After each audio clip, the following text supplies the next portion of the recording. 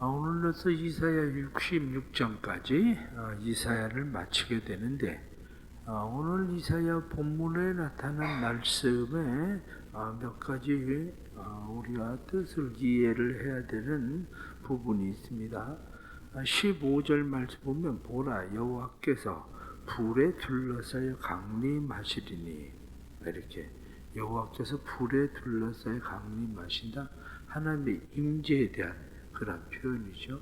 신의 산에 하나님께서 불과 구름 가운데서 강림하시던 것처럼 하나님의 임재하심, 그것을 지금 표현하고 있는데, 또 다른 하나는 16절 말씀에 보면 여호와께서 불과 칼로, 이렇게 불, 칼, 그렇게 되어 있습니다. 불과 칼로 모든 혈육에게 심판을 베푸신즉, 이렇게 되어 있죠. 이 불과 칼, 그렇게 이야기할 때에 불과 칼이라는 것은 이중성을 가지고 있습니다. 하나는 불은 태워버리는 거, 그렇게 이야기하기도 하지만, 불, 그렇게 하면 정화시키는 거, 그것이 불이기도 하고요. 칼, 그러면 칼은 심판하기도 하죠.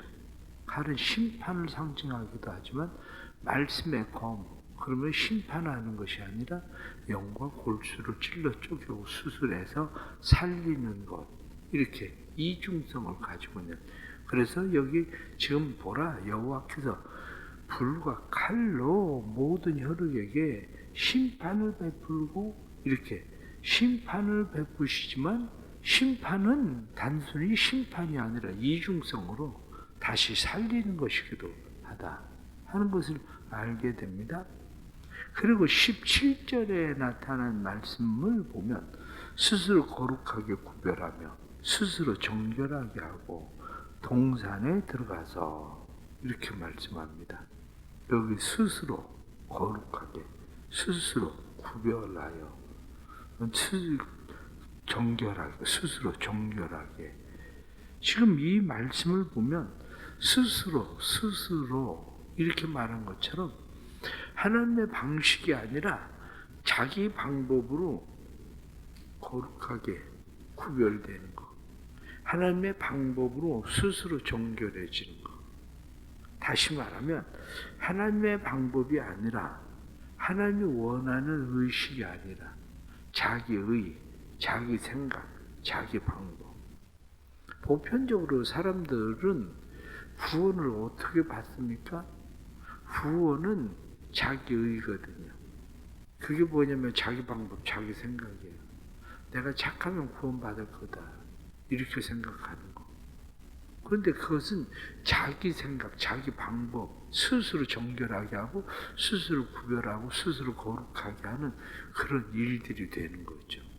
근데 하나님이 원하시는 것은 그렇게 스스로 이렇게 말씀하는 이런 사람들은 망하리라, 이렇게 말씀하는, 스스로 자기의, 자기 방법, 자기 수단으로 하면 망한다는 거예요. 하나님의 방법은 뭐냐? 하나님의 방법은 오직 예수 그리스도의 십자가의 의, 예수 그리스도의 십자가의 보혈, 그 외에는 방법이 없어요. 그래서 다른 이름은 구원 얻을 수 없다. 오직 예수 이름으로만 구원받는다. 그렇게 성경은 말씀하죠. 그런데 거기 동산에 들어가서, 이렇게 동산이라고 하는 것은 우상 숭배를 하는 장소들을 이야기합니다.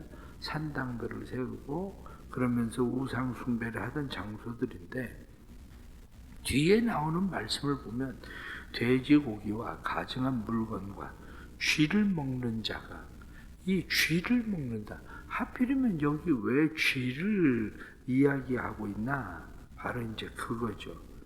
쥐를 먹는다, 이렇게 이야기하는 것은, 쥐라고 하는 것이 이방 사람들이 제의적 동물을 제사로 드리는 동물 가운데 하나가 쥐예요. 우리는 주로 돼지, 그게 제의적 동물이잖아요. 그런데 쥐가 제의적 동물.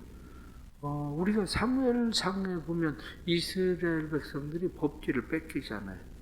법궤를 뺏겼을 때 법궤가 돌아오게 하는데 사용되는 게 뭡니까? 쥐잖아요. 쥐 형상. 이렇게. 그런데 쥐를 먹는다 이렇게 이야기하면 단순하게 제의적 동물로 쥐를 드리는 것만 아니라 쥐를 먹는다는 것은 그 제사의 제의적 행위에 결합된다는 얘기예요.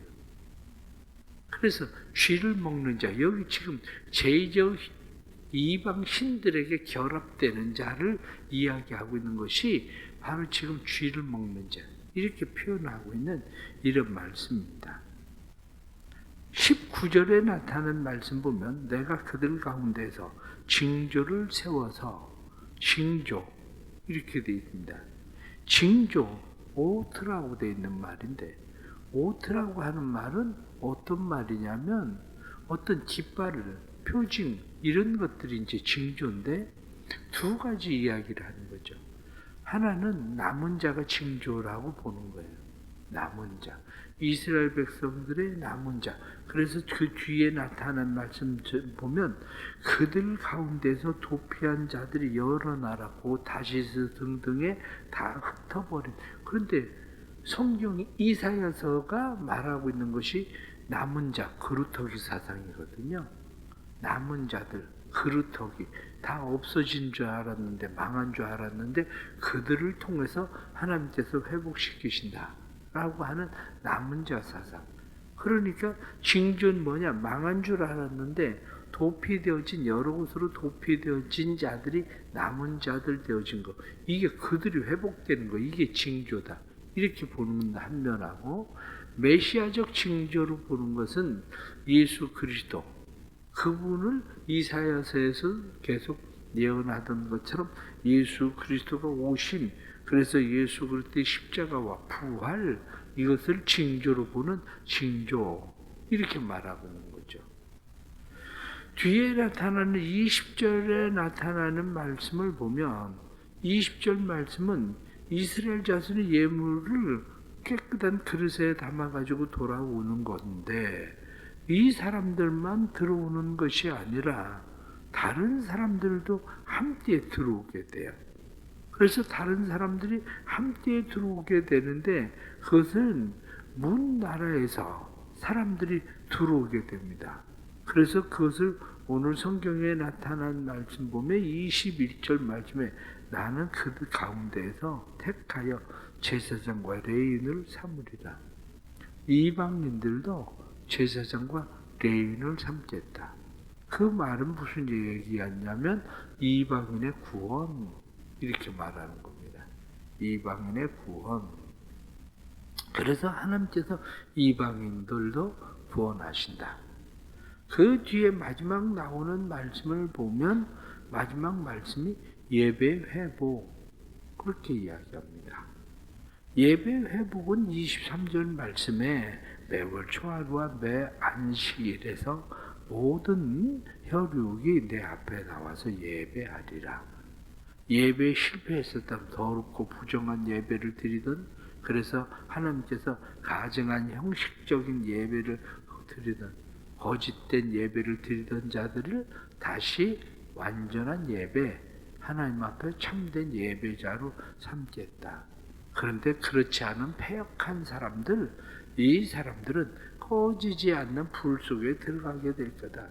벌레도 죽지 아니하고 그 불이 꺼지지 아니하며, 24절에 나타나는 이 말씀은 우리가 마가복음 9장에 나타나는 말씀을 보면 지옥에 대한 이야기를 하죠. 지옥에 대한 이야기할 때에 지옥은 벌레도 구더기도 죽지 않는다. 꺼지지 않는 불이다.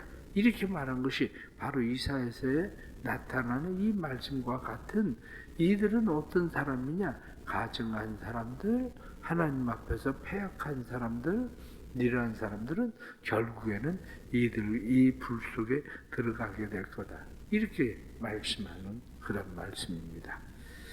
우리가 이사야서 전체를 보면 이사야서 전체는 두 가지 맥을 가지고 있습니다. 이사야 전체가 가지고 있는 두 가지 맥은, 하나는 심판입니다.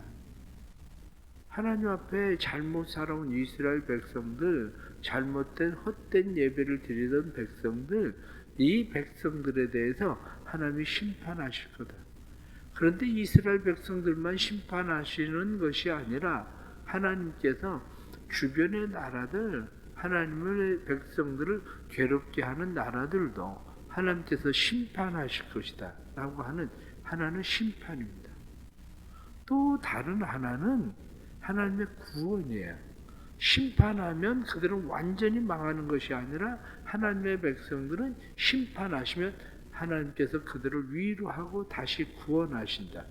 그러니까 이사야 전체의 맥은 심판과 위로와 구원입니다. 그 말은 무슨 이야기냐면 우리가 신앙생활을 할 때에 우리 신앙생활이 때로는 하나님 앞에 잘못 살아갈 때에 심판, 그럼에도 불구하고 하나님께서는 우리를 위로하시고 구원하신다는 거예요.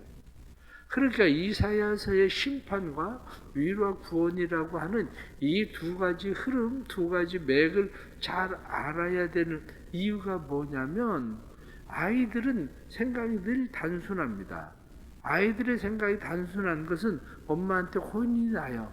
그러면 엄마가 잘하라고 혼을 낸 거지. 그래, 더 잘해야 되겠다.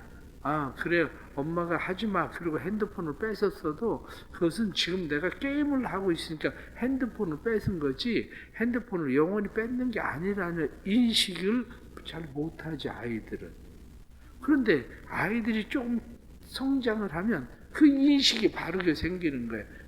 핸드폰을 뺏긴 것은 지금 내가 게임을 막 너무 오래 하니까 핸드폰 다른 동영상을 잘못 보니까 핸드폰을 뺏은 거고, 내가 잘하면 엄마는 더 좋은 핸드폰을 사서 주실 수도 있다는 걸 아는 거죠. 신앙생활도 신앙이 어린 사람들은 그 생각이 짧은 거예요. 아이들 같은 거예요. 조금 힘들고 어려운 일들을 만나면 하나님께서 왜 나한테 이렇게 하시지? 하나님이 지금 정말 살아계신가? 이런 생각들을 많이 하게 되는 거죠. 그러나 조금 장성하게 되면 하나님께서 내가 잘못하니까 하나님께서 그렇게 하시는 거지, 이렇게 생각하는 거예요. 그런데 아이들이 생각을 잘 못하는 것이, 우리 엄마는 내가 나를 사랑하니까 내가 무슨 짓을 해도 우리 엄마는, 우리 아버지는 나를 혼내지 않을 거야, 이렇게 생각하는 아이들이 있어요. 그런데 그건 잘못된 거예요. 그러니까 애들이 버리는 거예요. 또 그렇다고 그렇게 할 때 아이들이 혼을 내지 않으니까 아이들을 버리는 거예요. 마찬가지로 신앙생활을 할 때 하나님에 대해서 좋으신 하나님, 축복하시는 하나님만 늘 기대하고 사는 사람들은 하나님 늘 좋은 하나님, 내가 어떻게 해도 용서하고 하나님 다 그냥 받아주고 그러는 하나님, 그러면 신앙이 엉망이 되는 겁니다. 신앙이 망하는 거예요, 그렇게 되면. 그러니까 우리가 신앙생활을 할 때에 이사야서에 가지고 있는 이 두 가지 큰 흐름의 맥이 있는 것처럼 우리 안에도 성숙함으로 나아가는 것은 이 두 가지 맥을 잘 이해하고 그것을 잘 따라가는 거죠. 그래서 내가 잘못을 할 때는 하나님은 얼마든지 나를 꾸짖고 나를 혼을 내고 나를 심판하시기도 하지만, 그러나 하나님은 영원히 우리에게 노하지 않으시고 영원히 우리를 심판하시는 것이 아니라 다시 하나님은 우리를 위로하시고 회복시키시는 하나님이라는 것을 우리가 믿는 거죠.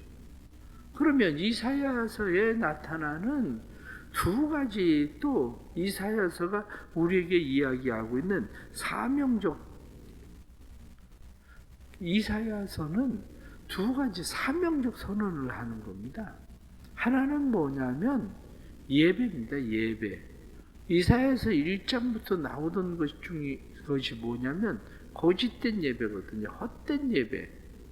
하나님 앞에 예배를 열심히 드린다고 드리는데 거짓되고 헛된 예배를 드려서 하나님께서 그 예배를 싫어하신다는 거예요. 그런데 거짓되고 헛된 예배를 드리던 사람들을 하나님이 심판하셔서 그들로 하여금 진정한 예배, 영의 예배자가 되게 하시는 것. 그러면 이스라엘 백성들을 보십시오. 예루살렘에 그들이 성전을 가지고 있을 때는 거짓되고 헛된 예배를 드렸어요. 그런데 바벨론에 포로되고 각 사방에 흩어지고 예루살렘의 성전은 돌 위에 돌 하나도 남지 않고 싹 다 무너져 버렸어요. 그런데 그때서야 비로소 진짜 예배가 시작돼요. 그때서야. 무슨 얘기냐? 잘 생각을 해보세요. 우리가 건강해서 교회를 나와서 교회를 매 주일마다 예배를 드려요. 매 주일마다 예배를 드릴 때는 그때는 뭐 예배가 그냥 또 벌써 주일이야? 이런 생각도 들고 그냥 아유 어떻게 하면 예배 빨리 끝나고 그냥 나가기 쉬운 데다 주차하고 나갈까? 왜냐? 공연이 안에 잘못 집어넣으면 나갈 때 머리 아프고 사람들 다 나가야 가고 그러니까 이쪽 빨리 가가지고 구석에 그냥 세워놔야 되겠다. 그래서 구석에 딱 세워놓고 예배 시작하기 1분 전에 올라와 차에서. 그래가지고 올라와서 예배 드리고 딱딱 끝나면 내려가가지고 그냥 차 끌고 이제 가장 쉬운 데다 나가기 쉬운 데다 차 세웠으니까 그러고 나가죠. 그런데 그 예배가 무너져요. 병원에 가서 누워있어. 그러면 진짜 예배가 된다니까요. 그게 무너져야? 그러니까 우리가 신앙생활을 하면서 하나님께서 우리에게 하시는 일이 뭔가를 잘 봐야 돼. 이스라엘 백성들이 그렇게 성전도 무너지고 다 흩어져 버렸는데 그때서야 그들이 진짜 예배자들이 되기 시작을 해요. 또 하나는 선교적 사명이라고 그래요. 예배가 하나님께서 우리에게 주시는 사명이지만 또 하나는 선교적 사명. 그래서 오늘 19절 말씀을 보면 내가 그들 가운데서 징조를 세워 그들 가운데에서 도피한 자를 여러 나라 곧 다시스와 뿔과 활을 당기는 룻과 및 두발과 야완과 또 나의 명성을 듣지도 못하고 나의 영광을 보지도 못한 여기 하나님에 대해서 듣지도 못하고 보지도 못한 그러한 먼 곳 섬들로 보내리니 그냥 섬들 같은 곳일지라도 그들을 보내면 그들이 나의 영광을 문 나라에 전파하리라. 이방인들에게 하나님의 영광과 덕을 선전하고 살아야 되는 백성들이 하나님의 영광과 덕을 선전한 것이 아니라 영광과 덕을 가리우던 이스라엘이었거든요. 아니 저것들은 늘 하나님이 자기 나라에 계시고 뭐 성전 뭐 어쩌고 예배 하나님 얘기하지만 저게 어디 무슨 하나님을 섬기는 놈들이야 이렇게 얘기할 정도로 그렇게 살다가 바벨론의 포로로 잡혀가고 세계에 흩어져 버리니까 그때서야 그들이 회당을 세우고 그곳에서 예배를 드리기 시작하고 그곳에서 하나님을 전하기 시작을 하는 거죠. 이게 마찬가지로 사람들이 잘못 생각하고 있는 게 있습니다. 사람들이 잘못 생각하고 있는 것이 우리가 성공하면 하나님의 영광이 되고 하나님의 덕을 선전하고 우리가 하나님의 복음을 전할 것 같죠. 그렇지 않아요. 성공해서 하나님 욕먹이는 사람이 더 많아요. 성공해서. 그런데 그런 사람들이 폭삭 망해야 그때서야 비로소 천부의 의지 없어서 그러고 손들고 옵니다. 그리고 나서 그때서야 그 사람들이 복음 전하는 사람들이 되는 거지 인생이 그렇게 성공했다고 복음 전하는 게 아닙니다. 그게. 그래서 성경이 말씀하고 있는 것은 초하루와 안식일 이러한 것에 나의 예배하는 자가 될 거다. 그것만 아니라 뒤에 이 앞에 나타난 말씀처럼 여러 나라 문 나라에 전파하리라 이렇게 말씀한 것처럼 복음을 전하는 것, 선교하는 것, 그것이 우리의 사명인 거죠. 결론적으로 말씀을 드리면 이사야 전체가 나오는 것이 뭐냐면 전체가 바로 두 가지 흐름입니다. 하나는 심판, 하나는 위로와 하나는 하나님께서 위로하시는 것뿐만 아니라 하나님께서 그들을 구원하시는 위로와 구원, 또 하나는 우리에게 주어진 사명에 대한 회복인데 하나는 예배, 하나는 선교. 그것이 우리를 사명을 회복하시는 그 말씀이 바로 이사야서에 나타난 말씀이다. 결론적으로 말씀을 드리면 그렇습니다.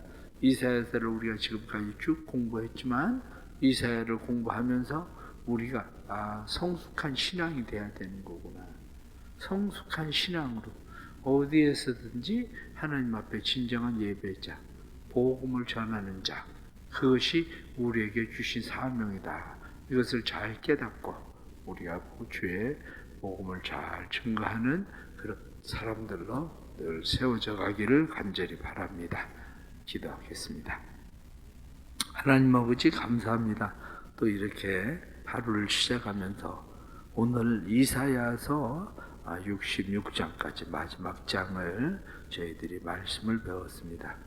이사야서 전체 흐르는 하나님의 심판 그리고 위로와 구원에 대해서 우리가 성숙함으로 하나님이 우리를 심판하실 때에도 하나님께서 우리를 위로하시고 구원하실 때에 우리가 그것을 잘 받아들일 줄 알고 뿐만 아니라 하나님의 심판과 구원 속에서 우리가 하나님의 하시는 일을 잘 볼 수 있는 믿음의 사람들 되게 하여 주옵소서. 여전히 자기 스스로 하나님 앞에 구원을 받을 수 있다고 생각하는 자기 방식으로 사람들은 생활하기도 합니다. 그러나 우리는 우리 스스로 구원받을 수 없다는 사실을 잘 압니다.